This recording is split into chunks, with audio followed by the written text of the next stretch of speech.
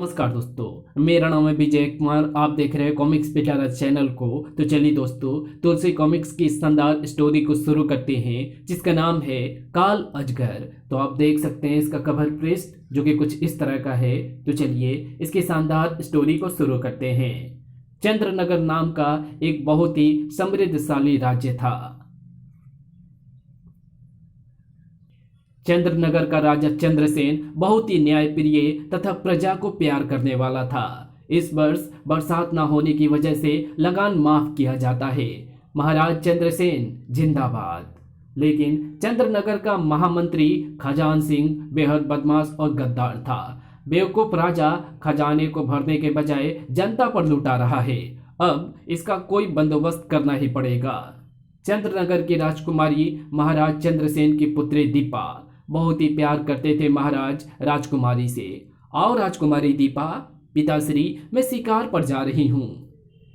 दीपा को वे पुत्री नहीं बल्कि पुत्र समझते थे। जाओ पुत्री, हमने भला तुम्हें कब मना किया है। और दीपा निकल पड़ी शिकार के लिए। इधर आओ मंत्री खजान सिंह, आज इधर का रास्ता कैसे भूल गए। तुम जल्दी से भोजन करो मित्र, क्योंकि अब वो वक्त आ गया है जिसके लिए मैं तुम्हारे पास आया हूँ। टकरू अपना भोजन करने लगा। कचर कचर शीघ्र ही। अब बताओ मित्र खजान सिंह, क्या काम है। तुम तो जानते हो मित्र कि राजगद्दी पाने के लिए मैं कब से अपनी योजना बना रहा था। उसी योजना के तहत कल मैंने महाराज के खाने में काल अजगर का विष मिला दिया था। किसी को खबर नहीं होनी चाहिए। आप चिंता मत कीजिए, महाराज के खाना खाने के पश्चात भी किसी को पता नहीं चलेगा। और खाना खाते ही महाराज बेहोश हो गए। काल अजगर के विष ने अपना कमाल दिखा दिया।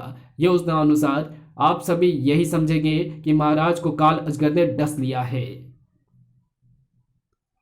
और फिर पूरे महल में यह खबर फैल गई कि महाराज को काल अजगर ने डस लिया है। क्या महाराज को काल अजगर ने डस लिया है? ओह, अब महाराज का बचना नामुमकिन है। अब तो वो महान जादूगर पंडारू ही महाराज को बचा सकते हैं। मैं जाता हूँ जादूगर पंडारू को खबर करने। ओह, मगर पंडारू यहाँ पहुँच गया तो न केवल महाराज ठीक हो जाएंगे बल्कि हमारा भांडा भी फूट जाएगा। मुझे तुरंत ही महामंत्री को खबर करनी चाहिए।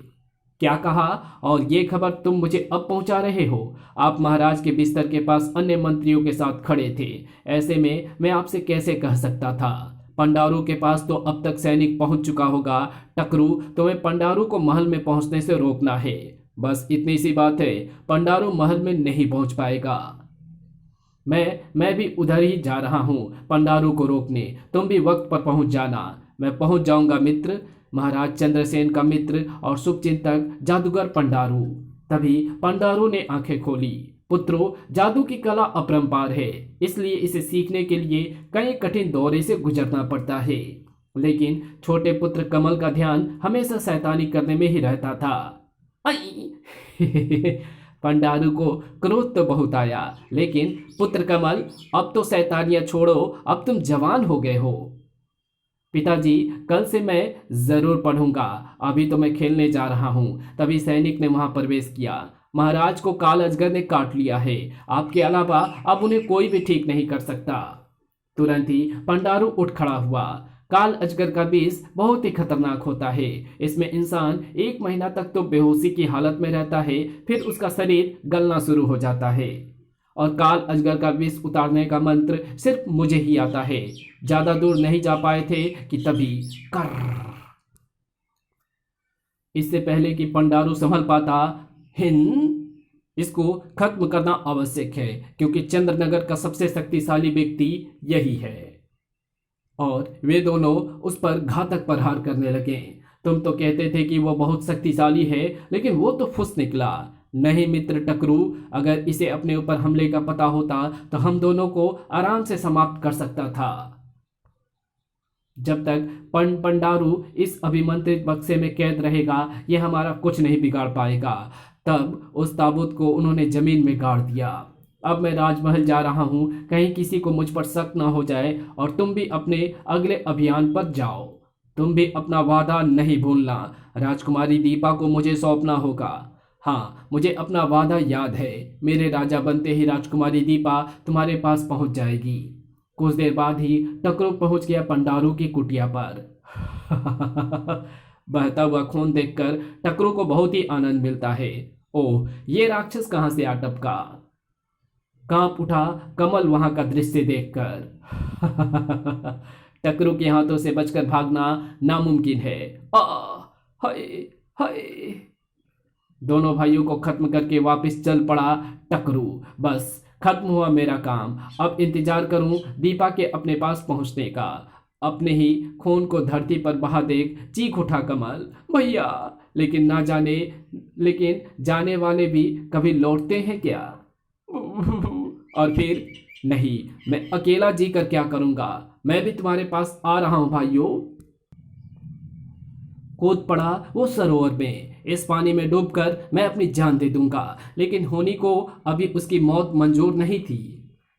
जब खुली उसकी आंख, ये मैं कहाँ आ गया। मैंने तो सरोवर में छलांग लगाई थी। तुम इस वक्त पाताल लोक में हो वत्स। आप कौन हैं। मैं पाताल लोक की रानी दिव्या हूँ। तुम्हें मरने से मैंने ही बचाया है।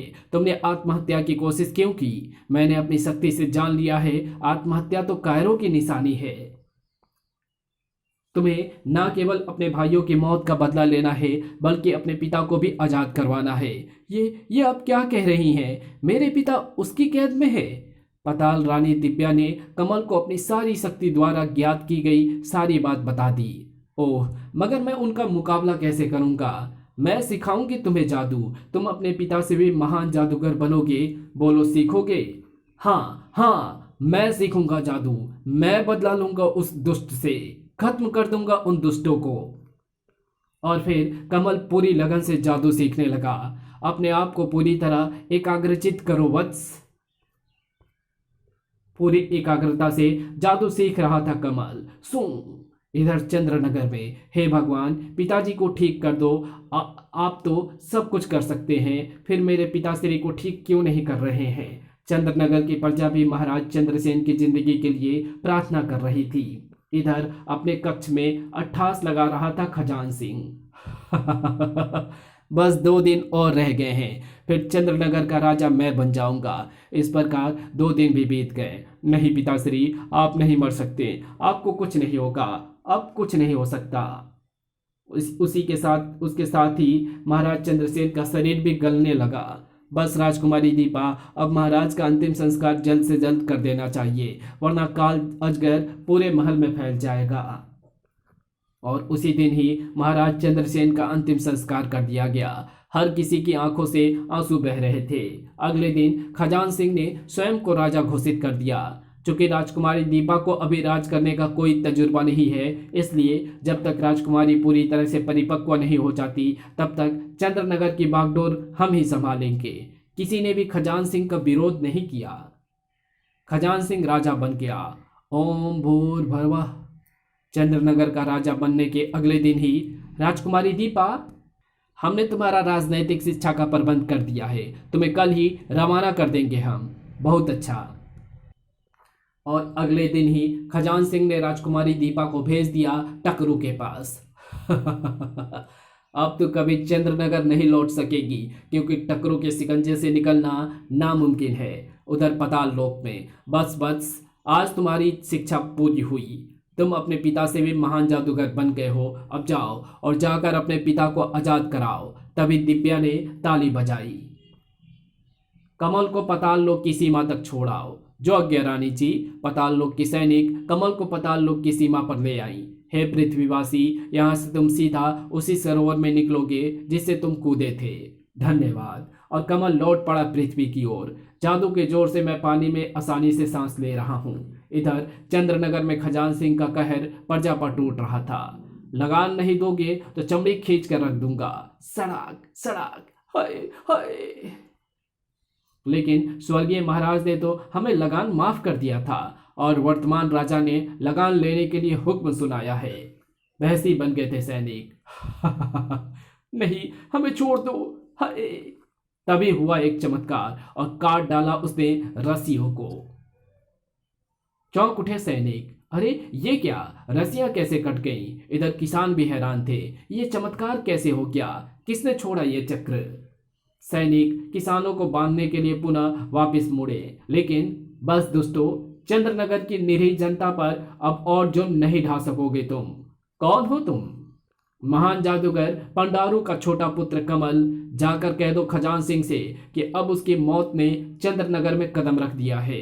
पहले अपनी मौत को तो बचा।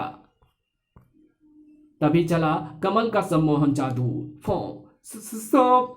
डसे लिया सांप ने उसे। फुस! जबकि असल में वह सैनिक खुद अपनी तलवार से अपना गला काट रहा था। अरे इसे क्या हुआ? अपना गला स्वयं ही काट डाला इसने। कमल का अगला चमत्कार, और उसी के साथ ही हवा में फेंका उसने गोले को। आफत आ पड़ी सैनिकों पर। ओ हाय हाय, मरा। कुछ ही देर में लाशें पड़ी थी वहां सैनिकों की। नहीं, मुझे छोड़ दो। अगर तुझे मार दिया तो दुष्ट खजान सिंह को कौन बताएगा कि उसके कुत्तों की दुर्गति किसने की है? जाकर कह दे अपने राजा से कि बहुत जल्द मैं उससे हिसाब करने आऊंगा। जाकर कह दे अपने राजा से कि बहुत जल्द मैं उससे हिसाब करने आऊंगा। पूरे गांव ने कमल को कंधे पर उठा लिया। अब बहुत जल्द ही तुम्हें महाराज के हत्यारे खजान सिंह से मुक्ति मिल जाएगी। इधर टकरू की गुफा में अभी भी मान जा राजकुमारी दीपा, मेरी पत्नी बनना स्वीकार कर ले, वरना मुझे जबरदस्ती करनी भी आती है। दुष्ट राक्षस, मेरे पिताजी के हत्यारे, तुमसे शादी करने से बेहतर मैं मर जाना पसंद करूंगी। और उस नमक हराम खजान सिंह को तो अब भगवान ही सजा देगा। अब कुछ नहीं होगा। मेरे मित्र खजान सिंह राजा बना रहेगा और तू मेरी पत्नी बनेगी। तभी खजान सिंह का एक सैनिक वहां आ पहुंचा। महाराज ने आपको इसी वक्त याद किया है। तुरंत ही टकरू ने गुफा का द्वार बंद किया और चल पड़ा सैनिक के साथ। अवश्य ही मेरे मित्र पर कोई विपत्ति आ पड़ी है जो उसने मुझे तुरंत ही बुलवाया है। कहो मित्र, कैसे याद किया तुमने मुझे? टकरू, तुमने पंडारू के तीनों लड़कों को नहीं मारा, लेकिन पंडारू की कुटिया में तो उसके 2 ही लड़के थे। उसका छोटा लड़का कमल जिंदा है और उसने हमारे कई सैनिकों को खत्म कर डाला है। अगर ऐसा है तो मैं अभी उसे खत्म करने निकल पड़ता हूं। टकरू की गुफा के अंदर टकरू राजमहल गया है। हाथ पर हाथ धरे रहने से अच्छा है कि मैं यहां से निकलने की कोशिश करूं। ये कुदाल पता नहीं कितनी देर साथ देगी, देखते हैं। और बिजली की गति से उसके हाथ चलने लगे। इधर टकरू की गुफा ढूंढते हुए कमल भी वहां पहुंच चुका था। मेरी दिव्य शक्ति कह रही है कि टकरू की गुफा यहीं कहीं है। चौंक उठा कमल, लगता है इस पत्थर के पीछे कोई है। तुरंत ही हाथ घुमा कमल का और अगले ही पल कड़ाक धड़ाक जैसे ही चट्टान टूटी। अरे राजकुमारी दीपा, महान जादूगर पंडारू का पुत्र कमल। जब कमल को दीपा से सारी बात पता चली तो आप चिंतित मत होइए राजकुमारी जी, अब खजान सिंह की उम्र पूरी हो चुकी है। बहुत जल्द ही आप अपने महल में होंगी। चौंक पड़ा टकरू, अरे मेरी गुफा का द्वार किसने तोड़ डाला? उड़ चला वो अपनी गुफा के अंदर। जिसने भी मेरी गुफा का द्वार तोड़ा है मैं उसे जिंदा नहीं छोड़ूंगा। ओह, तो तूने तोड़ा है गुफा का द्वार दीपा को आजाद कराने के लिए? टकरू, मैं तो तुझे पता नहीं कहां कहां ढूंढ रहा था। आज तेरी मौत निश्चित है। ये तो वक्त ही बताएगा दोस्त कि टकरू की किसकी मौत आई है। अगले ही पल मेरा एक ही वार तेरा खोपड़ी खोल देगा। लेकिन आसान नहीं था कमल को मारना। अगले ही क्षण भड़ाम, अपनी हार से बौखलाकर टकरू अपना रूप बदलने लगा। तेरा कोई भी रूप मुझे नहीं हरा सकता दुष्ट, अब तेरा अंत अवश्य भावी है। अगले ही पल फेंक मारा चक्र को दैत्य पर कमल ने। क्रिया, और उस चक्र ने टकरू की गर्दन उड़ा दी। ओह, टकरू का सिर, इसका मतलब है कि टकरू को मार डाला कमल ने। चीख उठा खजान सिंह, कमल, मैं तुझे जिंदा नहीं छोड़ूंगा। उसके साथ ही सेना को तैयार होने का हुक्म सुना दो अभी इसी वक्त। जो हुक्म महाराज। पूरी फौज के साथ निकल पड़ा कमल का संहार करने के लिए। टकरू को खत्म करके तू समझता है कि तुम मुझे भी समाप्त कर देगा। ये तेरी भूल है। महाराज के हत्यारे, तेरा अंत मेरे ही हाथों लिखा था। तभी तो मैं टकरू के हाथों मरने से बच गया था। तभी गर्ज उठा खजान सिंह, खत्म कर दो इसे। चल गए कमल के हाथ भी। सोलों की बरसात होने लगी आकाश में। भागो, आकाश से आग बरस रही है। हम इससे युद्ध नहीं कर सकते, भागो। ओ, ये तो अपने बाप से भी बड़ा जादूगर बन गया है। अब तो भागने में ही भलाई है। तभी कांप उठा खजान सिंह। इसी काल अजगर के जहर से तूने महाराज की हत्या की थी ना खजान सिंह। मुझे माफ कर दो कमल, मुझे माफ कर दो। लेकिन कमल ने उस दुष्ट पर कोई तरस नहीं खाया। फलस्वरूप आई, इधर खजान सिंह नीचे गिरा, उधर उसके द्वारा अभिमंत्रित बॉक्स पर असर खत्म हो गया और पंडारू आ गया बाहर। दुष्टों ने धोखे से कैद कर लिया था मुझे। अगले ही पल जादू के जोर से सारी स्थिति का पता लगा लिया। ओह, मेरे पुत्र निर्मल और सबल को मारे गए और कमल ने उसकी मौत का बदला भी ले लिया। पंडारू तुरंत ही पहुंचा चंद्रनगर के राजमहल में। पिताजी, मेरे बच्चे। तत्पश्चात, अच्छा राजकुमारी जी, हमें आज्ञा दीजिए। पिताजी के मरने के पश्चात अब मेरा कोई सहारा नहीं। क्या तुम मेरा सहारा बनोगे? मैं तो तुम्हें अपना पति मान चुकी हूं। अगर तुम मुझसे शादी कर लो तो ये एहसान होगा मुझ पर। ये आप क्या कह रही हैं आप? मुझे तुम बहू के रूप में स्वीकार हो बेटी दीपा। अपनी शादी में पताल रानी दिव्या को बुलाना नहीं भूला कमल। और एक दिन शुभ मुहूर्त पर कमल ने चंद्रनगर का सिंहासन संभाल लिया। महाराज कमल जिंदाबाद, जिंदाबाद। और इसी के साथ ये कहानी यही समाप्त होती है। तो आपको हमारी ये वीडियो कैसी लगी? वीडियो अच्छी लगी तो इस वीडियो को लाइक शेयर कमेंट जरूर कर देना। चैनल पे नए हो तो चैनल को सब्सक्राइब कर ऑल नोटिफिकेशन को सिलेक्ट जरूर कर देना। तो मिलते हैं आपसे किसी और नई वीडियो में, तब तक के लिए बाय।